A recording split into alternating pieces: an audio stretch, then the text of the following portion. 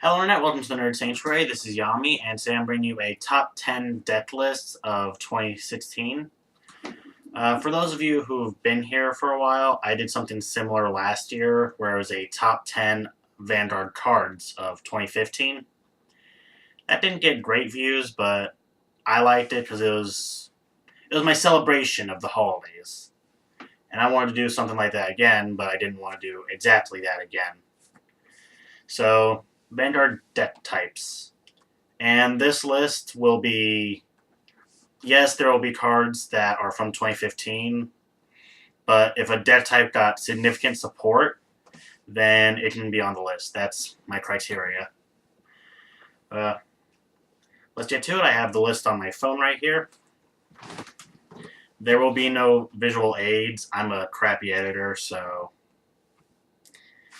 that's all I got for that. But number 10 is the Chronos Command deck type. Before this year, the only Chronos Command card we had was Chronos Command Dragon, which wasn't anything. It was good, but it wasn't anything spectacular. Not like what we have now, where Chronos Command Revolution, which actually came out in January, beginning of the year, so I thought that'd be the perfect card to start with. But even after we got Chronos Command Revolution, we still had nothing for, what was it, 10 months. I think Gear of Fate came out in October, so that gave us a lot more Chronos Command support. It gave us another grade 3 because we got Gear Eagle with Chronos Command Revolution, but we had to wait until Gear of Fate for the 2s, the 1s, and Ephemeral Wand Dragon. But because that one card became a deck type, quote unquote, at January of this year, that's why it gets the number 10 spot. Next, number 9 is the Tectonic Stinger / Eradicator Twin Thunder Dragon deck type. It, too, I believe, came out in January with Moonlit Dragon Fang. But that deck type was really good. I mean, I was hoping I'm building like a pure Tectonics grade 3, but we didn't end up getting Tectonics Drill. But one of my favorite deck types from a while ago, in fact, probably my favorite of last year, was to use, what's his name? Armor Break Dragon. And pretty much using Tectonic Stinger and Twin Thunder Dragon is a way of pulling off the same thing while also restricting your opponent's ability to guard. You pretty much just use an Eradicator deck, but try and make sure that it's not too dependent on the Eradicators, like how Gauntlet Buster needs you to counterblast Eradicators. But that deck type was really fun. It was very setup based. You had to make sure everything was in the right positions. You gotta be careful with what counterblasts you use, how many cards are in your hand. You gotta keep a very good eye on everything on the field. But it was a very fun deck that irritated people. It was kind of a troll deck, but that's why it's number 9. Number 8 is Dragonic Overlord the Legend. This came in the second G Legend deck. Last year we got the first one, the Dark Ren Suzugimori. But after that first Legend deck, I thought it was going to be like the Mega Trial deck where we got nothing else, and that type kind of just died out. But nope, with the second one, we got the Kadiro clan and a new evolved form of Dragonic Overlord, which I always like seeing the older cards come back in newer forms. Like, coming up next year, 2017, we're getting a new form of Cam Knight's Alfred, a Nidman Storm, and like a month or two ago, we got a new Chronojet Dragon, and I love having old stuff come back in a new form that's competitive now with a new playstyle. But Dragonic Overlord, the Legend, is like the greatest form of that because he is one of the original ones.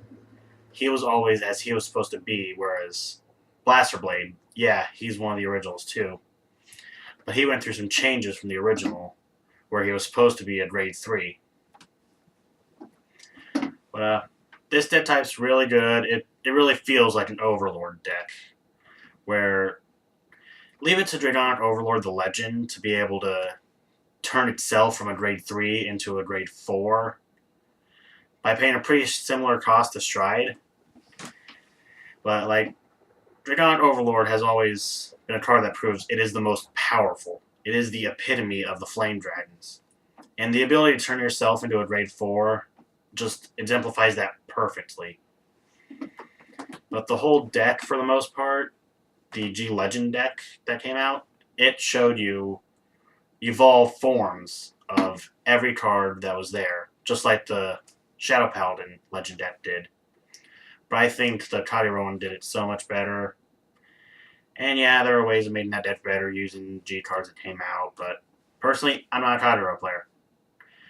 I don't get the deck that much, but I love it. I love that it's evolved, and that's why it's number 8.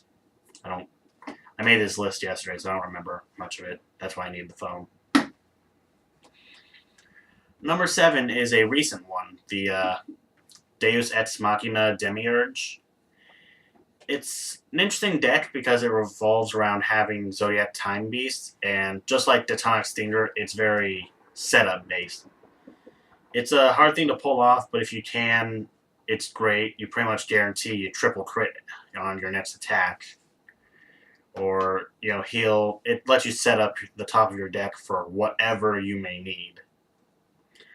But that's why I like it, and I do like the idea of the 12 Zodiac animals coming together and creating this big behemoth of a beast. But that's why it's at number 7. Number 6 is Intimidating Mutant Darkface. This card, I believe, took the number 1 spot in my top 10 Vanguard cards of 2015. And it is just so great, it's still, a year later, shows up on my list. But this one uses Dark Device, which is pretty much it gives abilities based on if all your opponent's rear guards in the same column are rested, and some of them are really, really good. Combined with the Mega Colony's ability to rest and paralyze, makes it so much better. I actually got a Darkface deck 1-2 months ago, and I'm loving it. I am so happy I got it, and it is. I have done a little bit of editing, but it was pretty well built. But I'm having so much fun. I don't have any of the Stride Darkface, but that is inconsequential because I have 4 Stun Beetles. It's great. I love it. It's number 6. Number 5 is Emperor Dragon Gaia Emperor with the Engorge ability. I have not been able to build this deck because it is crazy expensive. Gaia Emperor himself is a $16, $18 card, somewhere in that time or that price range. But I have built the list online, and it is just an absolute beast of a deck. Plus, Gaia Emperor's ability to pretty much bring stuff back from the dead if it's sent to the drop zone. It is great. And his Engorge ability, giving him plus 5,000 and a critical. Very good. Huge fan. Love it. And that was number 5. Number 4 is the Sunrise Ray Knight Gurduit for the Gold Paladin clan with the Unite ability. Now, I love what the Gold Paladins have done. Instead of just the top card of the deck, it's the top 4. But this deck is super great. Unite, as soon as a second card is placed on rearguard during that turn, you get the Unite ability. It doesn't matter if it's superior called from the hand, whatever. But as soon as you get that, then the ability is good, it's golden, you get all these effects. Sometimes just a power bonus, sometimes more. But especially the main grade 3, Sunrise Ray Knight Gurduit, its ability to be able to call a perfect guard from the top 4 cards of the deck. That is great. I love it.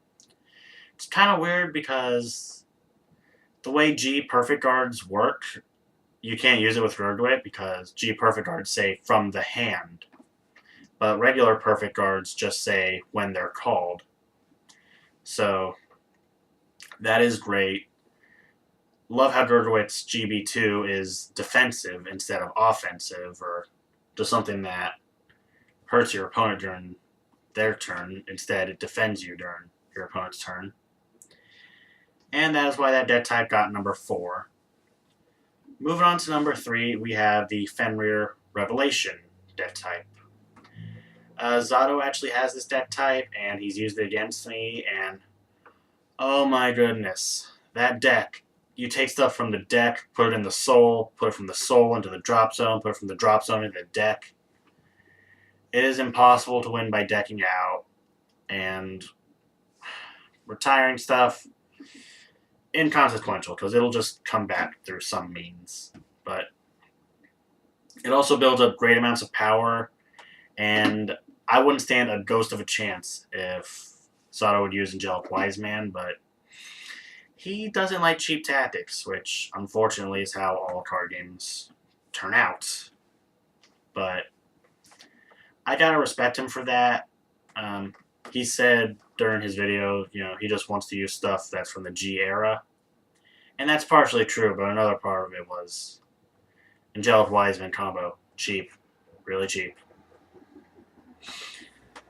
Number 2, we have the Dradheart Luard deck type for the Shadow Paladins with Ritual.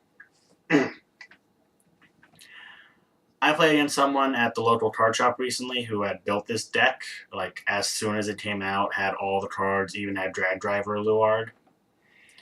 But, the deck is, it's very good, but it's not as cheap as the other decks. Like, I was playing against him, and he only won because he can't deck out. Luard's Ritual skill makes it impossible to deck out because you're just recycling normal units. I mean, yes, I could get a lot more bold with my attack choices because towards the end I knew he doesn't have any triggers in his deck. I'm safe. I know what to do. But I think I actually ended up losing from an attack because it got to a point where my Vanguard couldn't attack, but that's how things happen. It's a very good card. I'm actually very happy to see these wizard cards that use, like Luard especially, a wizard with a Dreadnought. I think that's cool on an aesthetic level, and their playstyle is great.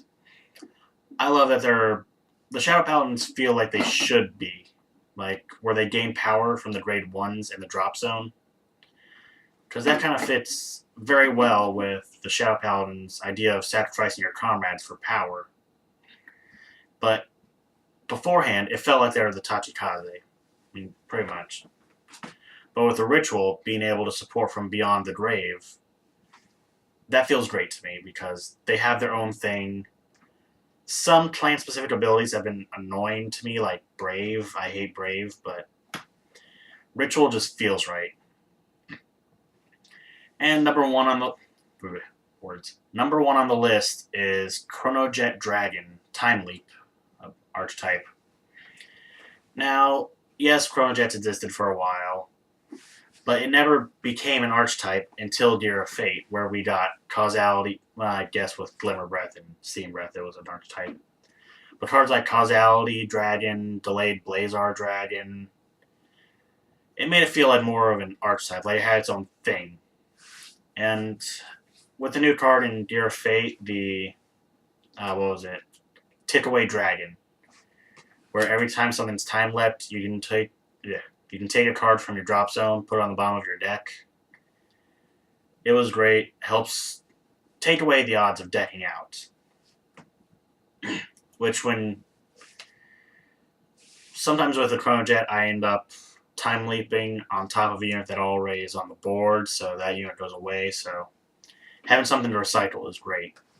Not to mention, True Zodiac Time Beast gave us a second Chronojet grade 3, so bye-bye, Steam Firebally. It's nice while you were here, but there's a better option. But especially with the new grade 4 Chrono Dragon Gear Groovy, made the deck entirely broken.